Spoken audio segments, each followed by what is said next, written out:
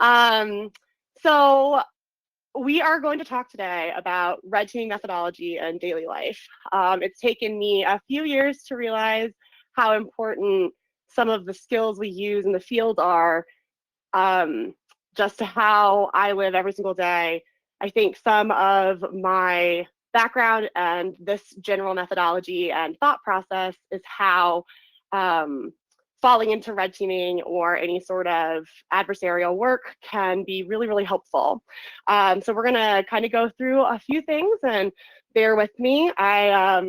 My area for improvement is always that I go very, very fast, and that's not really the vibe I want today. I think we're all a little bit on edge, at least a lot of America is. I'm not sure where everyone else is coming in from, but I just want to be really respectful of that. And hopefully this talk is a little bit, both you come away with additional technical knowledge and knowledge of the methodology and attack cycle, as well as some skills that hopefully we can use to keep surviving in this crazy, crazy world that is 2020. So hi, I'm Kat. Thank you so much for the intro, Michael. This is my doggo, Mercy. We're on a paddleboard. She is skeptical. I just wanted to make sure that we're outside someplace peaceful in our minds as we go through this. So as Michael went over just some things about me, I work in threat and attack simulation. I have done the offensive attacker mindset for the last 3 years.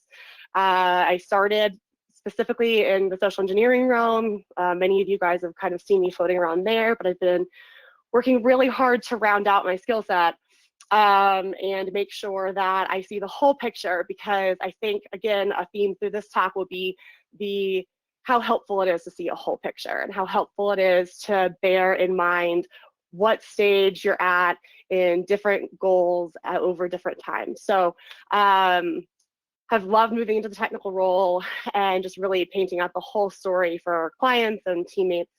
So I do full spectrum pen testing.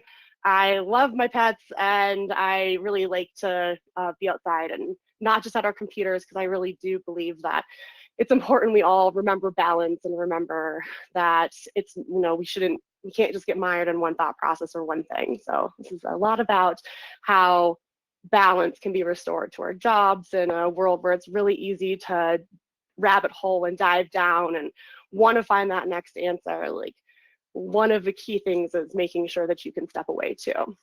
So I do love meeting others. That'll become pretty clear throughout this, so definitely feel free. I'm not going to be monitoring Discord during this because I don't want multitasking to affect the experience for anybody here, but I will definitely get back to the chats later, so feel free to ping me. I am Pony Whisper in the chat in my personal Discord, but I have an alias in the Layer 8 chat that is Cat Murdock, with my 0 as my O. So first, I just want us to all take a really big deep breath together. And that's very, I live in Colorado, so we'll blame this on the Colorado mountains, but let's all take a deep breath and just kind of get centered, let go of some of the stress. It's a Saturday. We've listened to some great talks. We have some more to go. So let's just take a deep breath and be very calm and open to both challenging and refining our thought processes moving forward. It's definitely been a week. The world is a lot, especially for our Black friends and members of the community. At least in America, we have a lot of things we need to work through. And so I just want everybody to forgive themselves, be kind to yourself, be kind to others. We're all still learning and we're all still refining. So deep breath, it's been a week. Welcome to the weekend. So glad to see you're all here doing some fun stuff. So moving in, the goals of this presentation are to understand the red teaming methodology. And that is kind of how you as the attacker or the attacking team think through the whole process of a red team engagement. And just for anybody unfamiliar on the call, red teaming is the offensive test that you might run against an organization or in the military, but it is the offensive mindset. It is the group of individuals planning and executing the attack. And then the blue team is typically known as the defenders. So we're gonna go over that attack methodology. We're going to learn what forever people are, and we're gonna recognize them in our lives and thank them and thank the ones that have been around in the past. We're gonna learn to apply red teaming methodology to our daily lives. It's a very handy life skill. And we're going to find a place together to apply this thought process to make sure that we all leave having learned or done something new today. So those are our goals. So red teaming, what is it?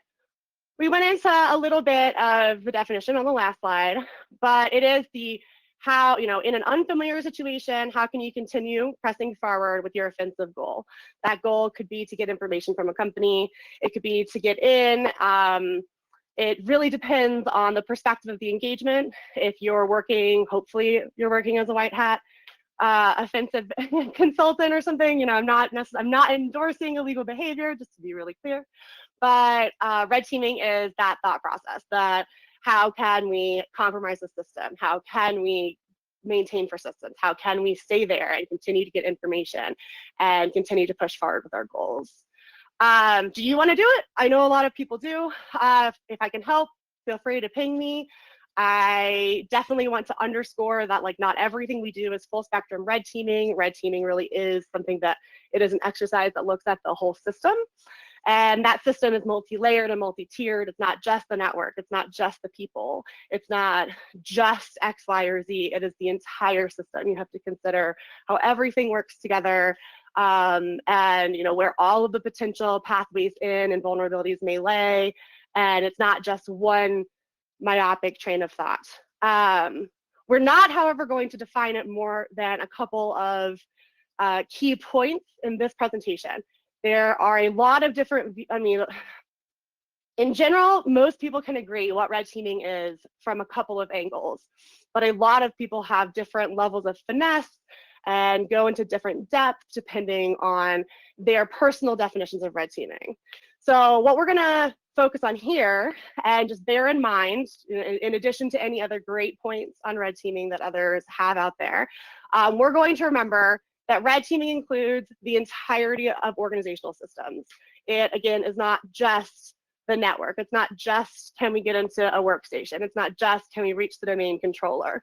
It is considering how this organization was built and the tools this organization uses and the technology that this organization relies on and the people who both use this technology and use the facilities and use the company's assets, as well as the people who built all of those things. All of that is considered, from my perspective, in red teaming. It is a full spectrum engagement. And something, clearly, people are a huge part of any system that is built in an organizational way, any human system. They run it, they maintain it, they likely built it, and so we have an army of robots and maybe a singularity event, who knows? But people are really key to red teaming, and that is definitely where the overlap with social engineering comes in. Social engineering is one part, from my perspective, of the whole attack chain and the red teaming engagement. And you can absolutely test security awareness. You can test standalone phishing. You can test, just a physical security assessment. Like, can we get into this building? We're not going to touch the technology, but can we get in? So you can isolate any of those things out. But to be truly red teaming, and I think that the best and strongest engagement and the best data you can get for yourself and your clients is to not think about any specific aspect of a threat model or an attack cycle as standalone. So we're not just looking at social engineering. We're not just looking at an external pen test. It's not just about the web app. It's how do people use the web app. And so I do think that it's really important to remember the role of people in red teaming, and it's really important to remember that it pertains to the entirety of the organizational system. So those are my two main takeaways, and I'm totally happy to hear everyone else's thoughts on red teaming, after this talk, what other aspects you all have in your definitions, but at a minimum, to me, those are the baseline requirements for red teaming engagement. Now that we've level set there, and take a quick sip of water. So, who are the people involved in red teaming? I'm sure a handful come to mind. Literally in the name, you have the word team. So red team definitely lends to the idea that some of the people involved in red teaming are your own team. And that is very important to remember. Who you recruit, what needs you need. Oh, that's redundant, but yes. What goals you're attempting to fulfill and how the individuals on your team can best help you fulfill them are extremely important. And then the other aspect that I often believe is overlooked in the way we're going to explore it is that your targets are people involved in red teaming. But from my perspective, your targets are technically an extension of your team. They are whether or not they know they're being recruited to be on your team is another story, but you are using them as part of your human team. I think it's really important to remember that when you enter into an engagement, because it tends to keep you like, while some organizations may be at a very advanced level where you do want to hit them very hard, like a nation state threat actor might, because they've had training, we don't want to just bust out of the gate and make all of our targets like immediately fearful. Clients don't like that typically. It can be a little bit scarring. That's not how we want to leave anyone. So I like to think of the targets as an extension of team. It keeps that very human investment front of mind. So those are how I view, 1.5 groups of people involved in red teaming. Your team and then your targets, who are the 0.5, as an extension of your team, not a whole category unto itself. So with your team, you sit back and you say, oh, we've got to come up with our goals. What's our goal? A lot of times it is just get as far as you can. Maybe a client defines it for you. Maybe they don't. Who knows? It's very nebulous depending on the client. But it's really important that throughout the entire engagement, you remember what your goal is. This can be the same thing for any aspect of any single test as well. If you are looking to do an internal penetration test, so you're assuming that you've breached the perimeter of an organization and you are sitting on that internal network, your goal is probably to both see what kind of sensitive information you can access, because that's really how you paint the threat of an attacker or threat actor to a client, as well as potentially setting some goal of getting like keys to the kingdom. So maybe becoming the domain administrator or getting access to a domain administrator account so that you can control all the technology. So that is a goal of an internal penetration test.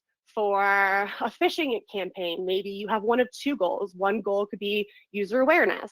So I'm going to send you to something where you learn what you just did. Let's, looping back to the last talk, this is levels of efficacy depending on the organization. But yes, so you could go a phishing campaign towards an educational landing page and to teach, or you can run a phishing campaign that's main intention is to underscore for the client organization, like how easily you can get passwords. So let me stand up a credential harvester and I'll see if I can get your employees' username and passwords. You can then, maybe that's the end of that goal. You just want to see what you can get. It's not actually about getting in. So all of these approaches require very different setups. They require very different needs, and they require a very different mindset sometimes. So it's important to set clear goals and helpful goals when you're starting out your red teaming engagement, or a life engagement, quite frankly. Spoiler alert, foreshadowing. So some notes on goal setting. One is that you don't want your goals to be too abstract. You don't want to say like, I want to find some information. Okay, cool. What does that mean? Some information could be employees just on LinkedIn. That's some information about an organization. Is that the level of helpful information for your client? Probably not. So it can't be too abstract. It probably can't be too specific. So that would be like, I am 100% going to go and find someone's passport. Maybe the organization doesn't store passports. Maybe they haven't ever used passports for a type of identity verification. So if you're like, oh, my goal is to get inside and also find a passport, that might be too specific. So a good goal in the context of both life and red teaming is something that you said that's both rigorous and attainable. So that is a goal that you really have to work for. It might take some effort, but it's defined in such a way that you can definitely achieve it. A great example of this would be, as opposed to saying, I want to find any information, or I want to find just a passport, maybe now your goal is, I want to find personally identifiable information on the employees within this company, where that PII is defined as information that shouldn't be publicly known. Things like passports, but not necessarily exactly a passport. Things like social security numbers, but maybe not necessarily social security numbers. So that is an example of a goal that is both rigorous and attainable. throughout the course of your engagement or throughout the course of whatever you are trying to achieve, it's important to keep your mind on the current goal. Keep it in mind for your team. Make sure that all the effort you are putting in, all the lessons learned, are in an effort to build towards that goal. An example, would be, it's great that I want to learn X, Y, or Z tool for the sake of this engagement. But if we learn along the way that maybe this tool is not exactly what will help us achieve our goal, then let's not learn that tool right now. Let's learn it later. It's not keeping us on track for the goal right now, front and center, particularly if there's a time crunch. So it's really important when you're looking at a attack path and you're looking at coordinating and collaborating with your team, you want to keep your current goal in mind, and you want to keep reminding each other of that goal and why it exists. That's a very motivating practice. For all of the deep breathing exercises at the start of this presentation, I am not much of your affirmation girl, in the sense that I have been really bad about, writing motivational things for myself. It's not an area of my life that I spend a lot of time on, but it is an area of life that's actually very well documented to help maintain goals and help achieve goals. Writing your goals down, committing to them on paper, committing to them out loud makes it more likely that you will achieve those goals. And I do not have those exact statistics right now, but I do know that there are peer-reviewed studies on this. I'm not going to make up statistics because that's a big pet peeve. But yes, keep your current goal in mind. If you're a person who likes to stare at these goals, feel free to write them on a whiteboard, feel free to document them, but keep your goal in mind and keep it in mind for your team. So, backtracking a little bit, I've been doing a lot of thinking about hiring and how to break into a red teaming role. I get a lot of emails from very excited people, and I want to be able to help all of them. So I've done some thinking recently on what lessons did I encounter across my life that I think have built my ability to transition into this role more easily than my background might have led me to think I could, in the sense that I did not come into offensive security or red teaming through the traditional perspective of a technical role. I came much more through the policy side and the human system side, which made the social engineering jump an easier pivot. But I haven't been a sysadmin, and so I didn't come about these red teaming skills through traditional long-term practice, except for maybe the fact that I, hacked my Neopets storefront to have sparkly rainbows when I was 12. That was fun. But that was kind of, that was my hackerdom, and I let that and all my Lego Mindstorm robots kind of fall to the wayside for at least 8 years, which is a really long time in tech. So I basically feel like I started semi-fresh as an adult. And so what foundational lessons do apply? What other things did I bring into this role? And I think for anyone who's looking to pivot or get more technical or do a role on a red team or in offensive security, it's important to assess what you do bring to the table. What soft skills, what background, what perspective do you bring here? So some foundational lessons is loving learning is super helpful. It is a little bit of an off-topic pet peeve, but it drives me crazy when adults tell kids oh, aren't you so glad that school's out for the summer? You don't have to learn. No, that's not the lesson we should be teaching here. There are great things about summer vacation, and I'm never going to be one to argue that. It can be really nice to have some sequential mental health days. That being said, I think all kids love learning. At our core, when we were young, we wanted to explore, we wanted to ask questions and learn more and more, and we were hungry to know about the world around us. And you see kids, or if you remember, when you learned to read, suddenly it was like you had a superpower because you could unlock all this knowledge. So a love of learning really helps in the red teaming mindset. Be really curious. So not only do you like learning, but you want to go deeper. When you read something that you are like, oh, okay, that's cool, the answer isn't just let's move on. It's how does it work? What makes it cool? Why did that happen? So be curious, dig in. Something that's really important to note, especially from the human systems perspective, is that people can get really possessive over other people. And that is not meant to sound bad. which is negating the frame clearly. I just negated the frame. But it's just important to recognize that if you are entering into a scenario or someone new is entering into a scenario, we feel comfortable with a group supporting us. We feel comfortable when we know that we belong. And so being really respectful of the fact that people can get a little bit like, this is my friend, we can't share this friend, whether you are 8, like 3 friends in 3rd grade can be really brutal. Or if you are friends with a married couple, we have a friend, Sammy and David, like I love them both so much, but they are married. And so at the end of the day, when you communicate with a couple of people, it's important you don't leave one of them out, because then there's going to be all these questions about, well, why did Kat just text David and not Sammy? Like, why? What is this? Unless it's a birthday surprise, should I be worried? Do they not want to hang out with me?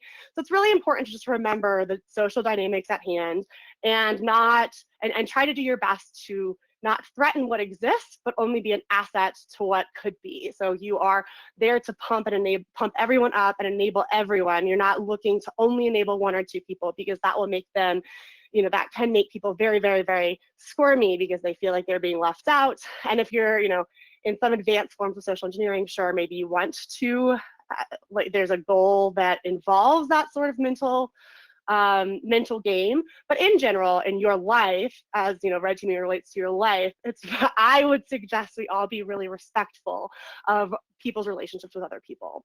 Don't let this drama distract you from your goal. So if you accidentally trigger something with a duo of people or a group of people, or if that's just someone else's baseline actions, like don't let drama or a miscommunication derail your team from achieving its goal or you from achieving your goal. Pause, have a conversation with the person, address it, and move on. And through that conversation, remember, it's super key. This is, I'm going to steal this quote from my friend whose name is also Kat, with a K. Remember that your perspective guides you. Your perspective guides you at work. Your perspective guides how you problem solve. Your perspective guides how you enter into an office that day. And you have to remember that you don't know what it feels like to be in someone else's shoes. They may seem like they have it all together, but they could have had, their cat could have died that morning, or they didn't have enough money to buy groceries, so they didn't get breakfast. So your perspective guides you. Everyone's situation and perspective in the short term and the long term guides how they approach all these problems and everything in their lives. So when you're interacting with people, both on your team and people who in the future might be part of your team, really bear in mind that you cannot make any assumptions about where they're coming from. Even if you think like, oh, their hair's a little messy this morning, maybe they were rushed. Like maybe they were rushed, or maybe they spent a ton of time on their hair and then their cat jumped on it, or their baby threw up in it, or they spilled their coffee. We don't know why, and so we should enter into all of our interactions bearing that in mind.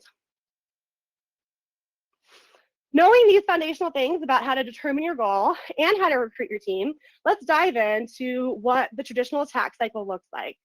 So I use the MITRE attack framework for anyone who uses that as part of their job, or just because they love it.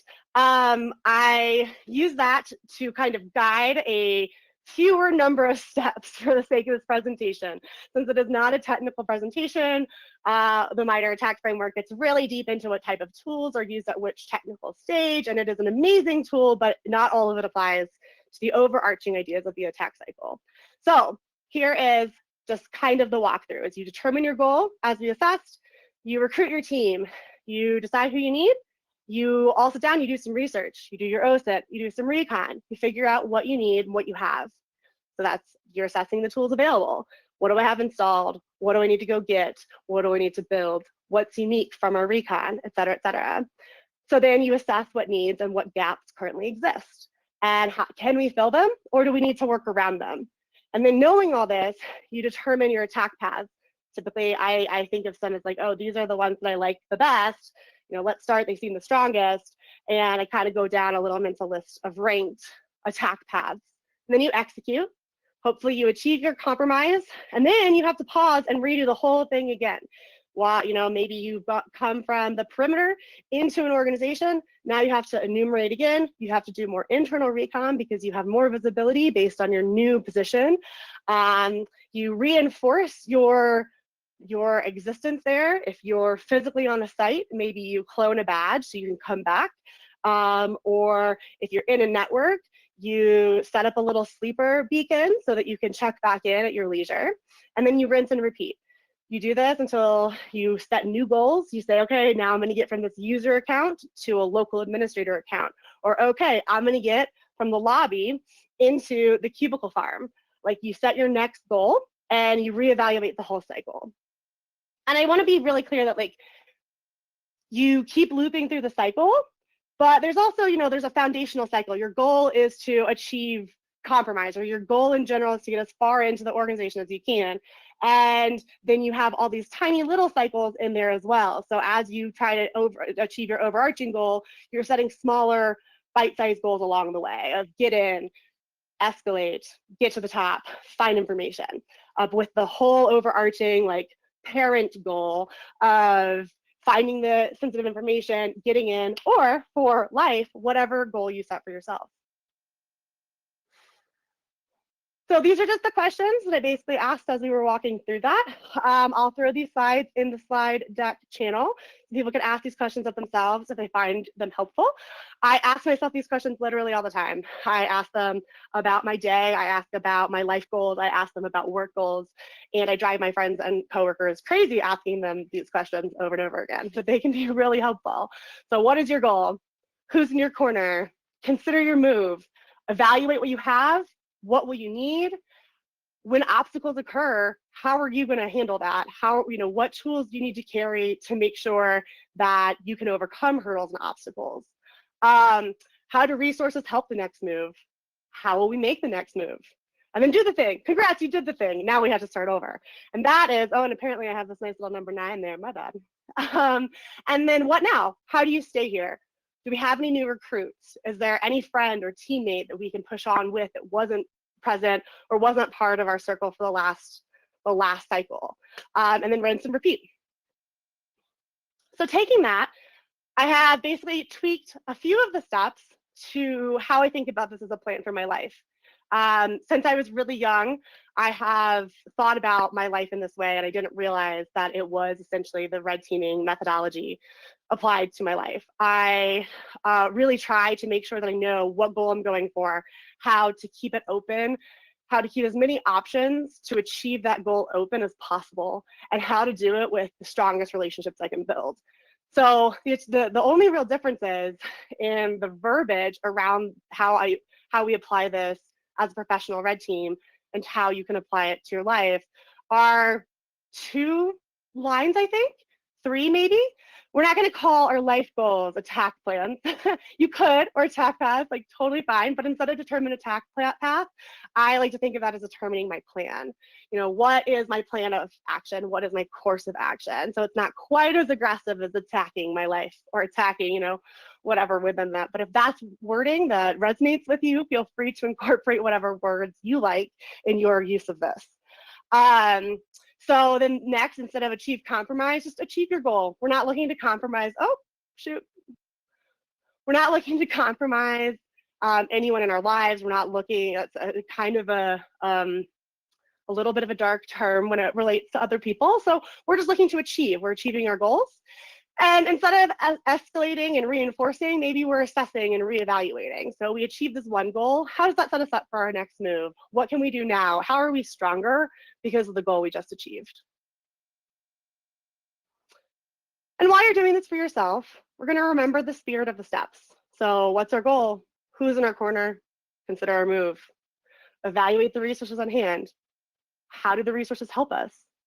How will the move be made? And then do it. Do the thing. No excuses. Do the thing.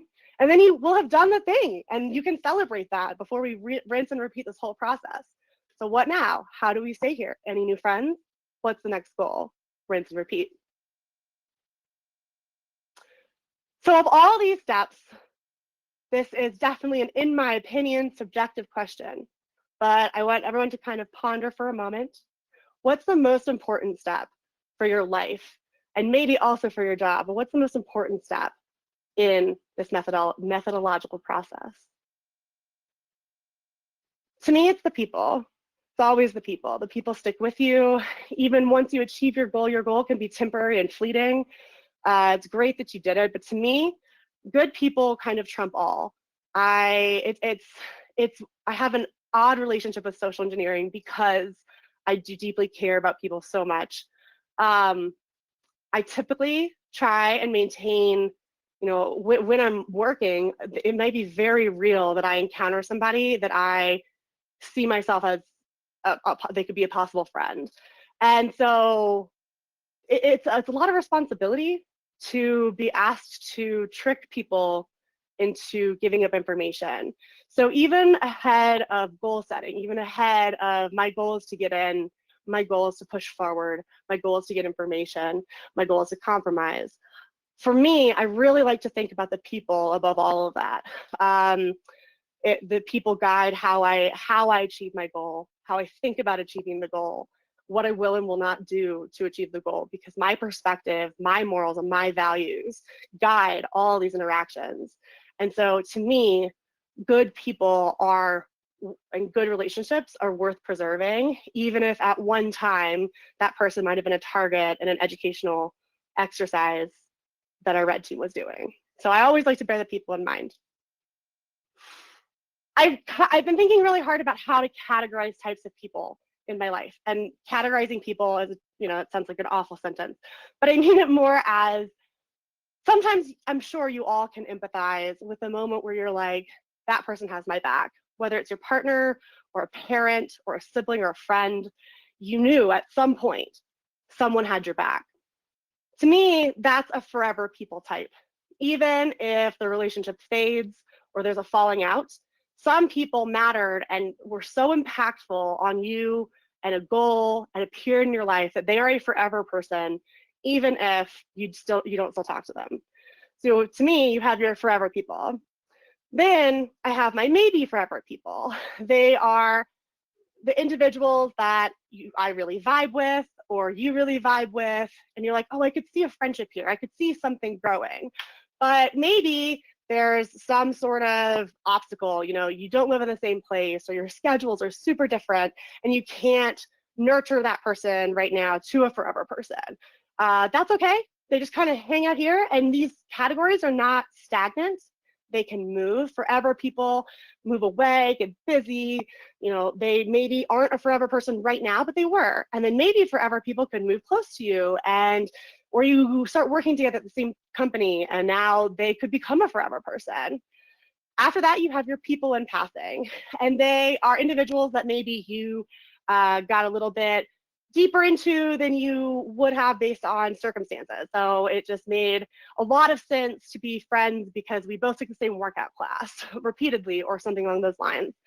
And then lastly, you have your category of like circumstantial poop heads and fart faces, which are the people who, it's the Karen in the grocery store. It is the person who, you ran a light because you were rushed and somebody got mad at you and flipped you off. That person and you could potentially, under other circumstances, be forever people. You have no idea. But at that moment, at that time, you ran a light and made them mad. And both of you probably thought one and the other was a circumstantial poop head, just based on the circumstance and what was happening right there. And it definitely, sometimes circumstantial poop heads can be elevated to forever people, and you didn't even see it coming. And sometimes forever people can, you all can have a super tragic falling out, and everyone or one party becomes the other party a circumstantial poop head. I did poll a lot of 7-year-olds to get this last category. Was really going for conveying the idea and the vibe without, nothing with people should be viewed as permanent. People grow, people change. So I thought that we should take some inspo from the littlest of us in how we label that category. So just to recap those notes, none of this likely lasts forever. Like none of these categories. The tragic thing is I know that my partner is my forever person. but my partner is significantly older than me. And so one of us will probably not be here as long as the other one. I don't know, maybe not, but in general, you do die alone. So one of us will go first. And, even that strong bond that I know will be a forever person in my life will end. So forever people just leave a forever impact. They don't necessarily last forever. And anyone, at any time, any person on the street could be a forever person for you. You don't know when the moment will strike where they could elevate themselves in your view or vice versa. So in light of that, treat everyone like they might be a forever people. That is so important, both on engagements and in day-to-day life. Really give them the benefit of the doubt. Assume that they could be your best friend in 6 months. And maybe they will be. It's a great way to curate a really strong network. So treat everyone like they might be forever people. And then bear in mind that people are approaching systems that are unique to them. They approach everything from their own perspective, their perspective of that morning, their perspective from their life. So to really give everyone, the forever people, the benefit of the doubt and the ability to flourish into that role in your life, we need to remember where they're coming from. We need to be very empathetic and sensitive to the fact that we don't understand someone else's struggle. So how do we recruit this team? This whole process could quite frankly be a whole second talk. As I mentioned, I look at each interaction, whether it's on a job or in my life, as an opportunity for a new friend or for a new forever person. After some time, you kind of get a vibe pretty quickly with the right questions of like, is this, where will this person's role fit into my life? Where can it fit onto this team? So in a life, you get that feeling of, oh, I really like hanging out with this person. Like maybe we can go to yoga, maybe we can go to a movie or play disc golf or whatever your cup of tea is. You can kind of figure that out. And then from a work perspective, it's basically the right questions in an interview. How do you fill the gaps on your team, the knowledge gaps, the personality gaps? And so yeah, with the right questions and either the red teaming methodology or in your life, you can get a vibe pretty quickly as like, all right, this is worth pursuing X role between me and this other party for X amount of time or X reason. And then for me, some of the things I do look at that, from a work perspective are the skills, what clients are we working with and what are their needs, what are the needs on the team. And then from a personal perspective, I do look at, our shared values. Do we put other people first? Our shared morals, like, are we honest with each other? Is there trust? What priorities? Will you prioritize me the same level I prioritize you? I am more than willing to drop everything and drive 14 hours overnight to bail a friend out of a situation, but I need to know that under similar circumstances, you would do that for me as well. And then the most important one for me, from both a work and a personal perspective, is a desire to grow alongside of each other. So I love my team at work. Huge shout out to the task team. Everyone wants to grow. Everyone wants to push themselves. Everyone pushes forward. So it's really great, really focus on the desire to grow. Your forever people are clutch. Even if they become not forever people, they have left a mark on your life. They matter to your story. So we like to bear that in mind, keep it in mind. So a great industry example is I wanted to tell this really cool story, but we can't because the engagement is ongoing. So sad, here's the other story. The DirtCon CTF was the Denver Enterprise Risk, I forget what the P is, I'm so sorry, conference. And I will own that despite being in a really technically heavy role for a while now, and studying for years to increase my technical skills, I had never done a CTF. And my friend Kat really wanted to do the DirtCon one. For whatever reason, I had said I wasn't going to do it. And she pinged me that morning and really wanted to assemble a team. And I was just like, oh man, like I do not like losing. I have been really hesitant to try this, but okay, sure. So we sat back and we decided the goal was to make sure that we could compete in this thing. And my secondary goal was to not suck, hopefully. Big goal. And then, so we determined our goal. And then we recruited a team. Kat recruited me. And I sat back and we were like, okay, who else can we bring into the fold? And we grabbed My other friend Whitney, who runs the crypto privacy village at DEF CON, so she is quite the crypto killer, I guess, is a nice alliterative phrase there. So we want to win this ETF, we want to compete, we want to not suck. We have a team, we have specific skills. Other Kat is really good at web application testing and taking things apart in detail.